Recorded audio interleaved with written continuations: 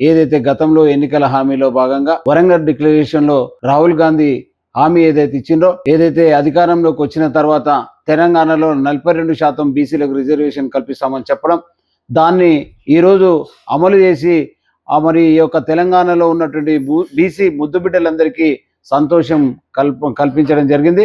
ఈరోజు రాష్ట్ర వ్యాప్తంగా ఈ యొక్క బీసీ ముద్దుబిడ్డలందరూ సంతోషం వ్యక్తం చేస్తూ ఉన్నారు. మేము కూడా బీసీ సంఘాల తరఫున, బీసీ సంక్షేమ సంఘం తరఫున గౌరవ ముఖ్యమంత్రి గారికి, మంత్రివర్గానికి, మరి పొన్నం ప్రభాకర్ గారికి, ప్రతి ఒక్కరికి కూడా ఈరోజు హృదయపూర్వక కృతజ్ఞతలు తెలియజేస్తా ఉన్నాం. ఎందుకంటే బీసీలు కొన్ని సంవత్సరాల నుంచి, 75 సంవత్సరాల క్రితం నుంచి మరి అనేక విధాలుగా అణగదొక్కుతా ఉన్నారు, మరి అణగదొక్కబడుతూ ఉన్నారు.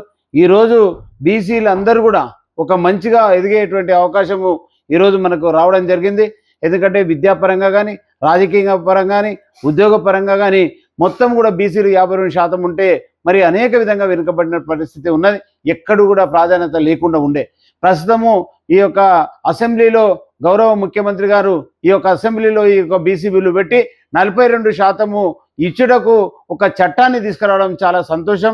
ఈరోజు గౌరవ ముఖ్యమంత్రి గారు ఇటువంటి నిర్ణయం తీసుకోవడంతో కాంగ్రెస్కు తప్పకుండా ప్రతి ఒక్కరు మరి వెన్నుదన్నుగా ఉండాల్సిన అవసరం ఉంది.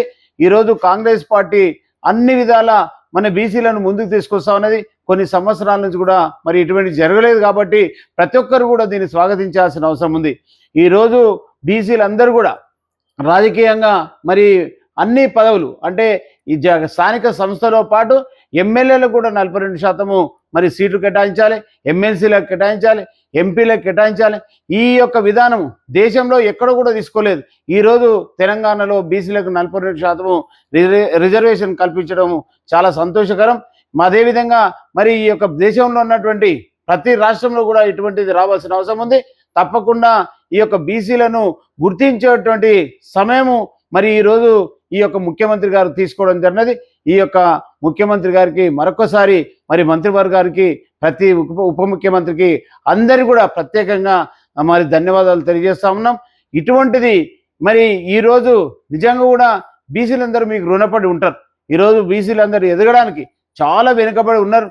52% ఉన్నటువంటి బీసీలు ఇప్పుడు మన రాష్ట్రంలో మరి అనేక విధాలుగా మరి రాజకీయంగా దూరం ఉండడంతో మరి ఎక్కడ కూడా డెవలప్మెంట్ లేదు. ఇప్పుడు తప్పకుండా ప్రతి ఒక్కరి జీవితంలో వెలుగు నింపే విధంగా ఈరోజు నిర్ణయం తీసుకున్నందువలన వారికి మరొకసారి గౌరవ ముఖ్యమంత్రి రేవంత్ రెడ్డి గారికి ప్రత్యేకంగా ధన్యవాదాలు తెలియజేస్తా ఉన్నాం. ఈ యొక్క పరిగిలో ఉన్నటువంటి రామ్మోహన్ రెడ్డి గారు కూడా బీసీల గురించి మరి అతను కూడా రిప్రజెంటేషన్ చేయనది, వారికి కూడా ధన్యవాదాలు తెలియజేస్తా ఉన్నాం.